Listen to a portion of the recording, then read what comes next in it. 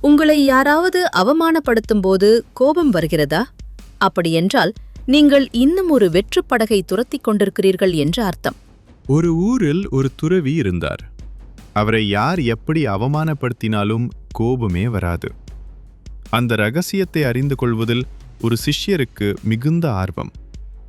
ஒரு நாள் அந்த துறவியிடம் சிஷ்யன், உங்களுக்கு கோபம் வராதா என்று கேட்டார்.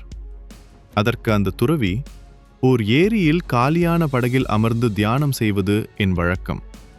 அப்படி ஒரு முறை தியானத்தில் இருந்தபோது நான் அமர்ந்திருந்த படகை வேறு ஒரு படகு வந்து முட்டியது.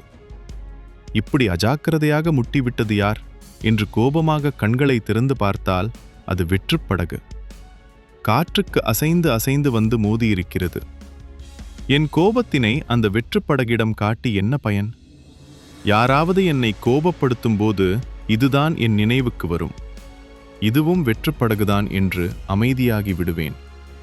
நமக்கு ஞானம் எப்போது வேண்டுமானாலும் எங்கே வேண்டுமானாலும் வரலாம். அதனை சரியாக பயன்படுத்த வேண்டும். அடுத்த முறை உங்களை யாராவது காயப்படுத்தினால் அவர்கள் மேல் கோபப்படாதீர்கள். அவர்கள் ஒரு வெற்றுப் படகு என்பதை புரிந்து கொள்ளுங்கள். நமது அன்றாட வாழ்க்கையில் இந்த தத்துவத்தை நாம் எப்படி புரிந்து கொள்ளலாம்? எதிர்பார்ப்புகளை குறைத்தல். ஒரு வெற்றுப் படகு நம்மீது மோதும்போது நமக்கு ஏன் கோபம் வருவதில்லை? அதற்கு பின்னால் எந்த ஒரு உள்நோக்கமும் இல்லை என்பது நமக்கு தெரியும்.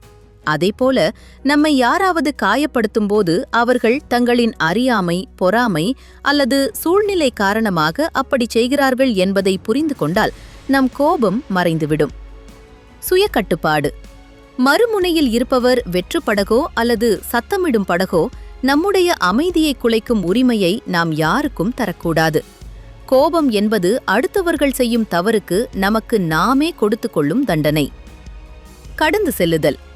அந்த துறவி கூறியது போல அமைதியாக அவர்களை கடந்து செல்லுங்கள்.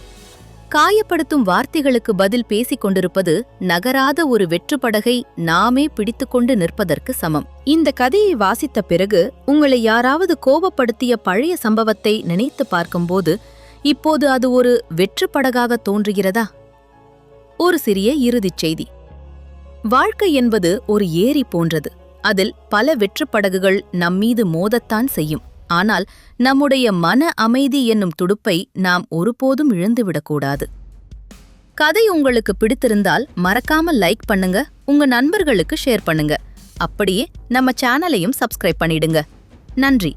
மீண்டும் அடுத்த ஒரு அழகான பதிவில் சந்திப்போம்.